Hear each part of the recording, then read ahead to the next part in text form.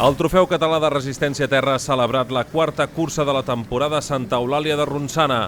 La localitat del Vallès Oriental ha acollit 70 pilots repartits en 35 equips en una jornada esplèndida de motor organitzada pel Motoclub Ronçana. Ens trobem a Santa Eulàlia de Ronçana, aquí al Vallès Oriental, molt pròxim a gran ciutat com és Barcelona, però amb un entorn privilegiat, aquí verd, i que podem aquí, a més, gaudir d'unes vistes esplèndides aquí de les Rosàs. Nosaltres aquí tenim uns camps que són aquí dalt de Rosàs, sobretot el terra és tipus sauló, això fa que sigui una mica més agraït, perquè es fa aquest com feix o aquestes curves que queden molt més peraltades, però tot i que, com que ha fet uns quants dies de calor, sota està una mica dur, això els ha fet que els braços, diguéssim, les mans ho hagin notat, i llavors mirem per enllaçar, aquí són dues feixes, no grans, i el que fem per enllaçar és passar per un torrent, que és el tros del torrent, hi ha una mica més de sal, una mica més tècnic, passa que és molt poc recorregut en comparació a tot l'altre. Llavors nosaltres aquí cada edició mirem en aquest entorn, en base al que ens deixa el pagès, doncs mirem d'ubicar uns camps o uns altres. Sí que si ens agrada mirem de ficar més zona, si pot ser un tram de camí, de bosc, perquè molts venim de l'enduro i això és el que ens agrada. Tots els participants han coincidit a destacar la gran tasca organitzativa del Motoclub, que ha organitzat dues competicions al mateix cap de setmana, la Resistència Ciclomotors el dissabte i la Resistència Terra el diumenge. Preparatius, aquí de feina portem unes 2 setmanes. Primer és preparar una mica el que és el camp, o sigui, el que és tallar l'herba que hi ha alta, passem al tractor, marquem el circuit, llavors seguidament ja anem clavant estaques. Clar, això aquest em sembla que són 3,5 quilòmetres de circuit, més menys, que representa marcar 7 quilòmetres lineals, I llavors estem durant 2 dies sobretot clavant estaques, estones quan podem a tardes, i llavors el preparatiu fort ja és la prèvia, que és el divendres, fer l'encintada i preparar la cursa dissabte i diumenge. Clar, també prèviament hem tingut de preparar la documentació, tindre lligat tot el que és ambulància, tindre tot el muntatge, i com que també ens organitzem amb el bar, doncs fer el que és la compra, preparar-ho tot perquè que passem un bon dia de motor i de festa. Pel que fa als resultats de la jornada, Liam San Juan i Jan Olivera, emmarcats dins la categoria RS Júnior, s'han endut la victòria de les 3 hores de resistència gràcies a una magnífica actuació a terres vallesanes. L'equip, amb el dorsal 18, ha aconseguit completar un total de 45 voltes, aconseguint, a més, el millor temps de la jornada, amb 3:45.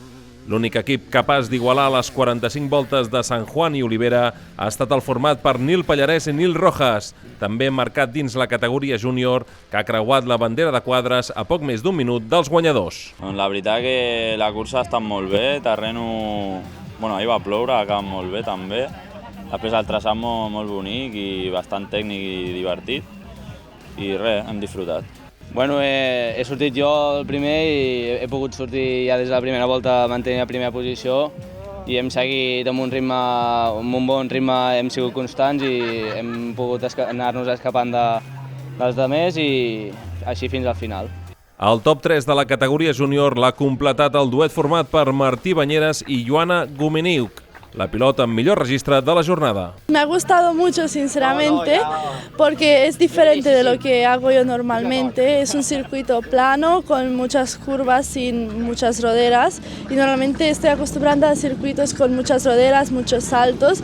Me ha costado bastante ir en este tipo de circuito, pero al final me ha molado mucho porque es una experiencia nueva y ha sido muy divertido. L'equip 28, format per Jordi Ramonet i Joan Miquel Monar, ha estat el vencedor de la categoria sènior en un final d'allò més ajustat.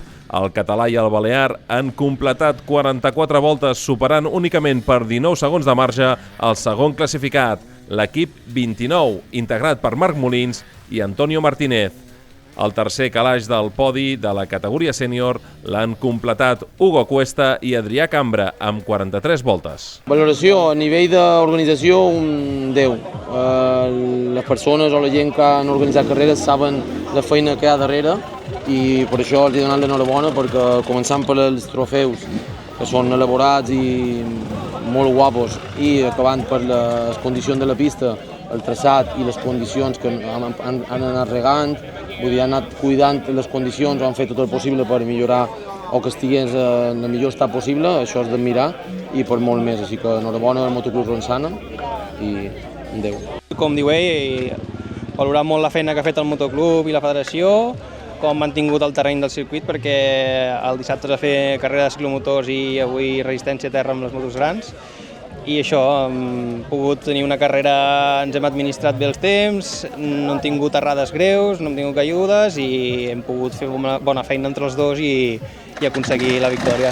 Hem fet... Hi havia diferents opcions. Sí, hi havia opcions, però bueno, al final t'adaptes a com va la carrera. Hem fet primera hora ell, després hem fet una hora jo perquè he tingut alguns problemes, després ha tornat a sortir ell, ha allargat una miqueta més de mitja hora i llavors ja l'he finalitzat jo la carrera. Pel que fa a Màster 40, Juan Ramon Marín i Albert Mussull s'han endut el triomf amb un resultat força contundent. L'equip amb el dorsal 3 ha completat 41 voltes a Santa Eulàlia de Ronçana, una més que Manuel Mora i Raúl Garcia, que han finalitzat en segona posició.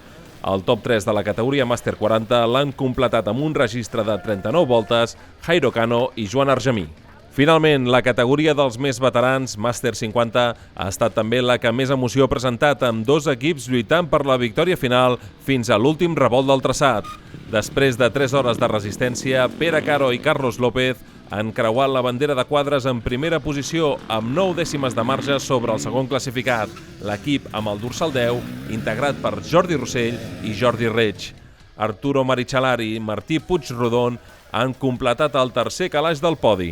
Doncs que ha estat molt bé, el recorregut ha estat molt bé i no ha hagut pols fins a només a l'última hora i una mica, vull dir que ha estat superbé, l'han regat molt bé i l'organització un 10. Un campionat que està molt bé perquè són curses molt diferents i la veritat és que molt xulo, està molt bé.